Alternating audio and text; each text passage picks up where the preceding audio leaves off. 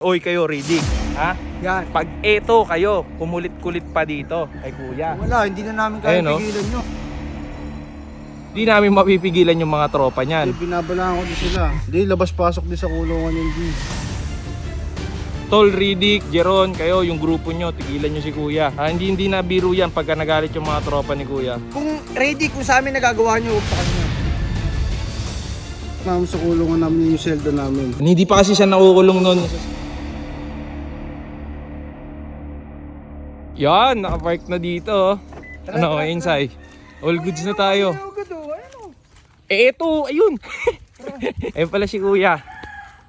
Iba parang walang talang gamit, Kuya Insay. Eh wala eh, tingnan mo. Ito, may kausap po. BJ! Jay, wala ka dito. Ay, gulat ka, kasama ko si Kuya Insay, no? Jay, tara na. Nasaan yung mga gamit mo, kuya? Ano gamit mo? Hindi naman ako sasama sa inyo eh. Ulo! Bakit? Hindi, sa ba't pumasok agad kayo dito? Baka makita kayo ng mga kakosa ko. Hindi. Akala ko, kuya, di ba sabi ko, susunduin na kita? Eh, di na ako nakapag-reply eh. Hindi kasi kuya, sumama ka na ngayon. Oo, kaya nga ako sumama para ayayin ka eh. Oo. Kaya saan ko ba't pa ako sasama dun eh? Hindi ko naman magantihan yung mga yun.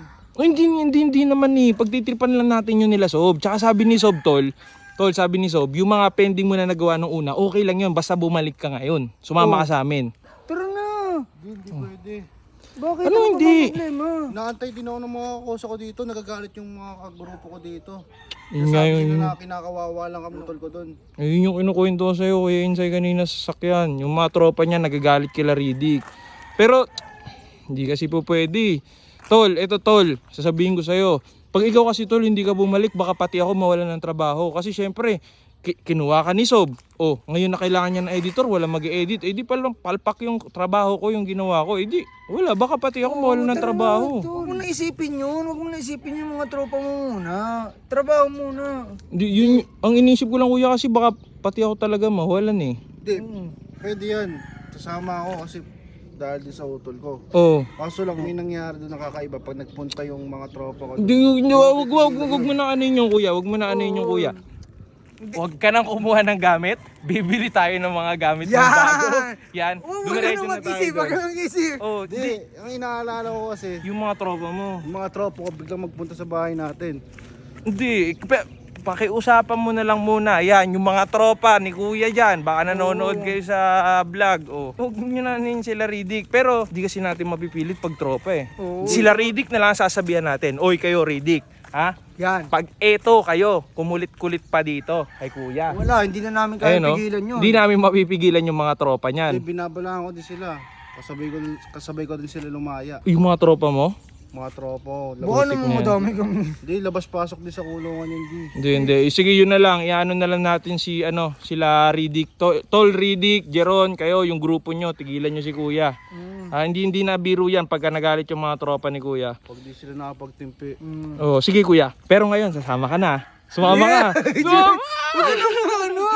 Ano sa kanya eh. Oo. Yan.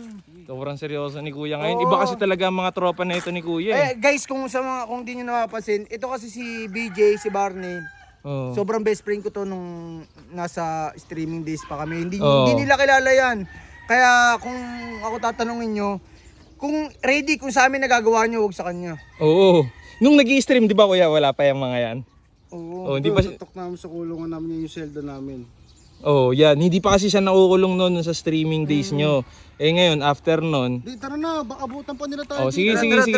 Ano ako magdadrive? Oh, hindi, sige, si kuya na magdadrive. Sige, magdadrive. Andito na si kuya, sama na ulit. Hindi naman ako masaya eh. No, wala lang kuya.